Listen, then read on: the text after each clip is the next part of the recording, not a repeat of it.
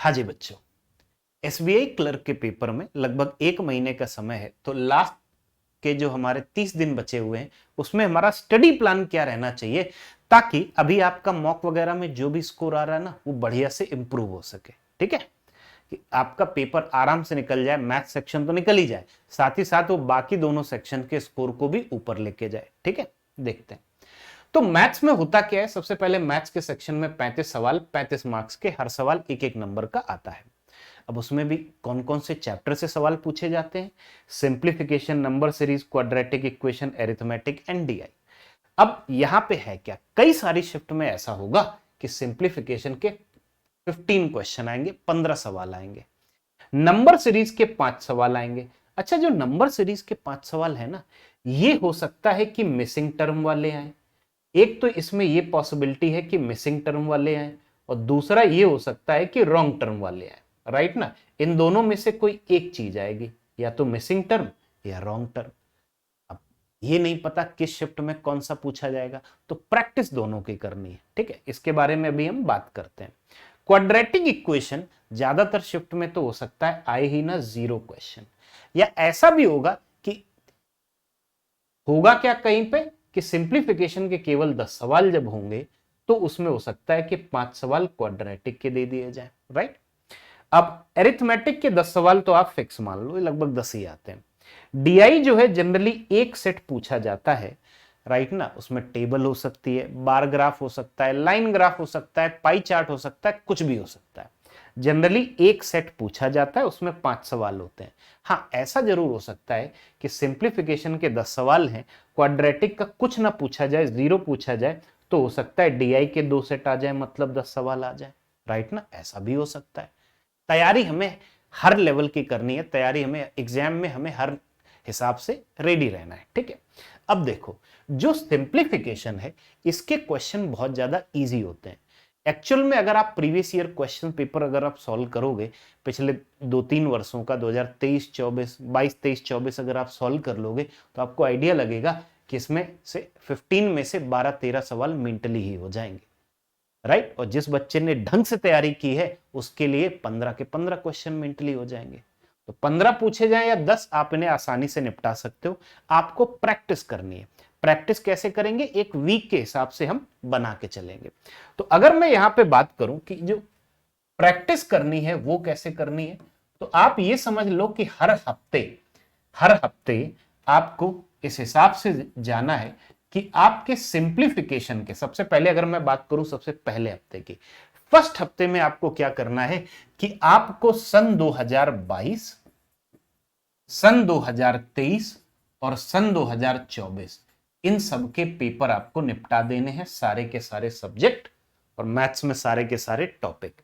इससे आपको और बढ़िया आइडिया लगेगा कि किस टाइप के पेपर पूछे, किस टाइप के पेपर में सवाल पूछे जा रहे हैं। राइट ना, उसके बाद में आपको क्या करना है, सबसे पहला आपको ये काम मिलने हैं, गूगल पे सर्च करोगे आराम से पेपर मिल जाएंगे। ठीक है, उसके बाद में आपको क्या करना है, जैसे कि सिंप्लीफिकेशन है। सिंप्लीफिकेशन तो आप ये समझ के चलो कि एक बार आपका जो पहला हफ्ता है उसमें अराउंड आई से कि 30 क्वेश्चन तक सॉल्व कर लो। आप चाहो तो 50 भी कर सकते हो। ठीक है, जितने ज्यादा सॉल्व करोगे उतना बेटर है। ठीक है, बात आती है नंबर सीरीज की। तो नंबर सीरीज में आप एक बात बताओ, कई बार बच्चों को क्या होता है कि मिसिंग वाले तो हो जाते हैं, रॉन्ग में फंस जाते हैं पैटर्न ढूंढने में। तो नंबर सीरीज की जो आपको क्या करना है कि पहले हफ्ते या वीकली हिसाब से इसी में, कि जो हमारे 2 टाइप हैं, एक है मिसिंग, दूसरा है रॉन्ग। तो आप ये समझिए जितने क्वेश्चन की आप प्रैक्टिस कर रहे हो मिसिंग की, उसे 10-20 ज्यादा ही रॉन्ग वाले सॉल्व करना। तो अगर आपने पहले हफ्ते में प्रैक्टिस की है कि आपने ये सोचा कि लेट से हमने 50 सवाल या लेट से 50 क्वेश्चन सॉल्व कर लिए हमने मिसिंग वाले, तो आप यहां पे ये समझ लो कि कम से कम 70 क्वेश्चन आपको रॉन्ग वाले करने पड़ेंगे। और नंबर सीरीज में जितना प्रैक्टिस करोगे उतना बेटर बनोगे। और प्रैक्टिस करते समय ना, सिंप्लीफिकेशन हो या नंबर सीरीज, एक चीज का याद रखना है, पेन को दूर रखो। राइट, अब देखो क्लास में क्या होता है, टीचर का काम होता है समझाना, तो मैं खुद ही हर एक सवाल में लिख लिख के करता हूं, क्यों, ताकि आपको समझा सकूं। नंबर सीरीज में दोबारा से सीरीज लिखता हूं, फिर उसमें प्लस है या गुणा है या जो भी पैटर्न है वो पूरा डिटेल में लिखता हूं। आपको लिखना नहीं है, स्टेप्स के नंबर नहीं मिलते, ये सीक्रेट तो पता है ना। ठीक है। तो लिखना नहीं है, आपको आदत डालनी है कि मेंटली सॉल्व कर सको, डिफरेंसेस मेंटली कैलकुलेट कर सको, पैटर्न जो है कहां गुणा हो रहा है, कहां स्क्वायर हो रहा है, कहां क्यूब हो रहा है, वो भी आप मेंटली सोच सको, राइट ना। तो नंबर सीरीज की प्रैक्टिस जितने मिसिंग करोगे उससे 20 ज्यादा क्वेश्चन कर लेना रॉन्ग में, राइट। उसके बाद में बारी आती है एरिथमेटिक। एरिथमेटिक आपका सबसे ज्यादा समय खाएगा।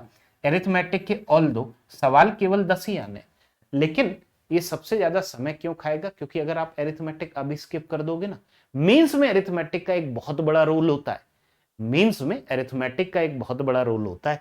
तो एरिथमेटिक में आपको क्या करना है, आपको चैप्टर वाइज जाना है, एक एक चैप्टर उठाओ, एक एक चैप्टर उठाओ और उसका सही से कंसेप्ट और उसमें जो शॉर्ट मेथड्स होते हैं उनका रिवीजन कीजिए।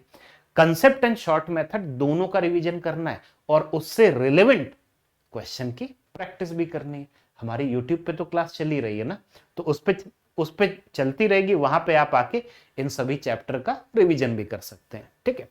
बाद में बात आती है डीआई के। डीआई में भी आपको इस तरीके से सोचना है, एरिथमेटिक में चैप्टर वाइज करना है, इसमें मैं नंबर ऑफ क्वेश्चन नहीं लिख रहा हूं, क्योंकि एक एक चैप्टर अब आपको ये होना चाहिए कि हर एक एक या दो दिन में, एक या दो दिन में आपका एक चैप्टर निपट जाना चाहिए। छोटा चैप्टर एक दिन में, बड़ा चैप्टर 2 दिन में। कंसेप्ट टेक्निक प्लस साथ ही साथ क्या हुआ, कंसेप्ट प्लस टेक्निक प्लस साथ ही साथ उसके प्रैक्टिस क्वेश्चन। और ये जो है ये डेली का नहीं है, ये एक हफ्ते का है, तो डोंट वरी, मैं आपको सिंप्लीफिकेशन नंबर सीरीज के बहुत ज्यादा सवाल नहीं दे रहा हूं। और जो डीआई है, डीआई में आपको क्या करना है, क्योंकि एक सेट आएगा या 2 सेट आएगा, तो डीआई में आपको प्रैक्टिस करनी है, आसान सेट की प्रैक्टिस करनी है। बहुत ज्यादा कैलकुलेटिव नहीं होता है, एक ठीक ठाक लेवल होता है, बट बहुत ज्यादा कैलकुलेटिव डीआई नहीं पूछी जाती है क्लर्क में। तो इसमें अब आपको क्या करना है, जिसमें आप ये समझ के चलिए, क्योंकि डीआई में हम चलते हैं सेट वाइज, तो नंबर ऑफ क्वेश्चन की बजाय अगर मैं ये बोलूं कि हर हफ्ते आपके 4 से 5 सेट इतना कर लो, कम से कम आप इतना कर लो। अच्छी चीज है, जिनके पास टाइम बच रहा है वो 10 सेट भी सॉल्व कर सकते हैं हर हफ्ते। इस तरीके से अगर आप चलते रहोगे ना, सही से इस तरीके से अगर आप पढ़ते रहोगे, तो आपको श्योरली दिखेगा कि आपका स्कोर इंप्रूव होगा। और स्कोर कहां इंप्रूव होगा, मॉक टेस्ट में। तो आपको यह भी सोचना है कि आपको रेगुलरली मॉक टेस्ट भी देने हैं। मॉक टेस्ट में क्या होता है, सबसे पहले मॉक टेस्ट में एक चीज आती है जिन्हें हम बोलते हैं सेक्शनल टेस्ट। अगर आपकी एक साथ में 1 घंटे बैठने की आदत नहीं बन पा रही है, तो सेक्शनल टेस्ट दो। 20-20 मिनट के सेक्शनल टेस्ट हर एक सेक्शन के आप दे सकते हो अलग अलग, राइट ना। उसके बाद में आगे हमारे पास full length mock test. Full length mock test भी आपको देने हैं। और चाहे आप सेक्शनल टेस्ट दे रहे हो या मॉक टेस्ट दे रहे हो, आपको स्ट्रेटेजी क्या अपनानी है, स्ट्रेटेजी क्या अपनानी है, एक बार जैसे आप मैथ सेक्शन में पहुंचे, एक बार पूरा पेपर देख लो मैथ्स वाला।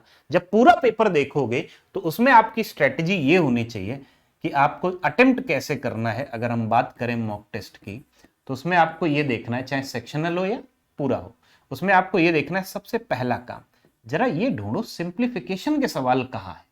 सिंप्लीफिकेशन के सवाल कहां है, एक्चुअली आपको जाना ही इसी सीक्वेंस में कि सबसे पहले आपने ढूंढना सिंप्लीफिकेशन के सवाल का है, उनको निपटाते हैं फटाफट। तो 5-6 मिनट में 15 सवाल कर लोगे ना, राइट ना। तो आपको तुरंत आप रिलैक्स फील करोगे कि पता चलेगा लगभग आधा पेपर तो यही हो गया, राइट। उसके बाद में आपको यह ढूंढना है कि नंबर सीरीज कहां है, चाहे मिसिंग टर्म हो या रॉन्ग टर्म हो, जो भी है उनकी जरा प्रैक्टिस करो, उनको सॉल्व करो मॉक टेस्ट में। फिर तीसरी चीज आती है डीआई। डीआई को आप लास्ट के लिए मत छोड़ना, क्यों, क्योंकि डीआई में होता क्या है कि जैसे लेट से डीआई में 5 क्वेश्चन आए, बट हो सकता है सेट को पढ़ने में ही आपका 1-1.5 मिनट लग जाए, राइट। तो डीआई वैसे जो 5 क्वेश्चन है वो 2 से 3 मिनट के अंदर निपट जाएंगे, 3 मिनट से ज्यादा समय नहीं लगता है अगर आप एक ठीक ठाक तैयारी करके जाते हो। लेकिन हो सकता है कि आप डीआई सेट छोड़ के आओ कि आप सोचो सबसे लास्ट में करेंगे, तो उसमें हुआ क्या, पता चला आखिरी में 2 मिनट का समय बचा है, तब आप डीआई पे पहुंचे। और जब आप डीआई पे पहुंचे, जितनी देर में आपने डेटा पढ़ा, अच्छा ये चीज दे रखी है, उतनी देर में पता चला सेक्शन ओवर, अगला सेक्शन लग गया, राइट। तो डीआई को आखिरी के लिए नहीं छोड़ना है, डीआई को तीसरे नंबर पे करेंगे, राइट ना। नंबर सीरीज है या साथ ही साथ अगर कहीं क्वाड्रेटिक आ जाए, उसी को भी आपको इसी सीक्वेंस में नंबर सीरीज के साथ क्वाड्रेटिक भी सॉल्व कर लेनी है, राइट। डीआई लास्ट के लिए आपको क्या छोड़ना है, एरिथमेटिक, क्योंकि इसका हर क्वेश्चन सेपरेट होता है।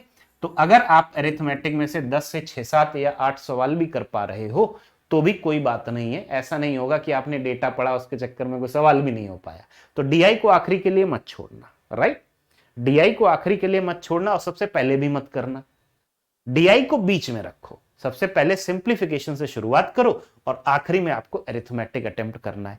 इस तरीके से अगर आप जाओगे तो श्योरली आप देखोगे कि आपके 27-28 तो अटेम्प्ट होंगे।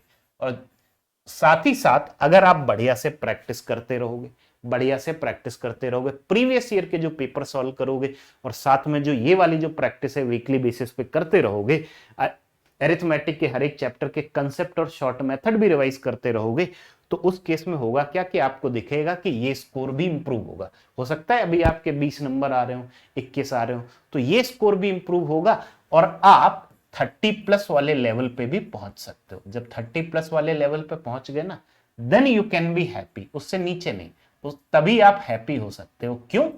क्योंकि मेंस निकालने के लिए केवल ये नहीं होता है कि कट ऑफ निकाल लिया काम चल गया। मेंस निकालने के लिए अगर आप 30+ करके आ रहे हो, इसका मतलब है अब आप एक बढ़िया लेवल पे हो, राइट ना। तो आप मेंस की भी बढ़िया से पढ़ाई कर सकते हो। तो ऐसे 27-28 में अराउंड काम चल जाएगा, राइट ना, निकल जाएगा। अगर बाकी दोनों सेक्शन में भी ठीक ठाक स्कोर करोगे निकल जाएगा। लेकिन 30+ करोगे, टारगेट हमारा यही रहना चाहिए कि 30+। 30+ का मतलब ये हुआ 32-33 के आसपास सवाल आपके अटेम्प्ट होने चाहिए, 32 या 33 क्वेश्चन अटेम्प्ट करके आने चाहिए। तो इस तरीके से अगर आप लगे रहोगे, एक महीने तक इस चीज को फॉलो कर लोगे, राइट ना, अराउंड 15 डेज बाद में, 15 दिन बाद में मैं एक और वीडियो बनाऊंगा कि उस टाइम पे आपको आखिरी 15 दिन में क्या करना है। तब तक के लिए आपको इस स्टडी प्लान को फॉलो करना है, इस तरीके से प्रैक्टिस करनी है, ध्यान से पेपर का पैटर्न कैसा होगा समझते हुए। याद रखना, सबसे ऊपर सबसे जरूरी चीज जो मैंने लिखी है वो क्या है, 2022, 23 और 24 वाले पेपर सॉल्व करने हैं, ठीक है।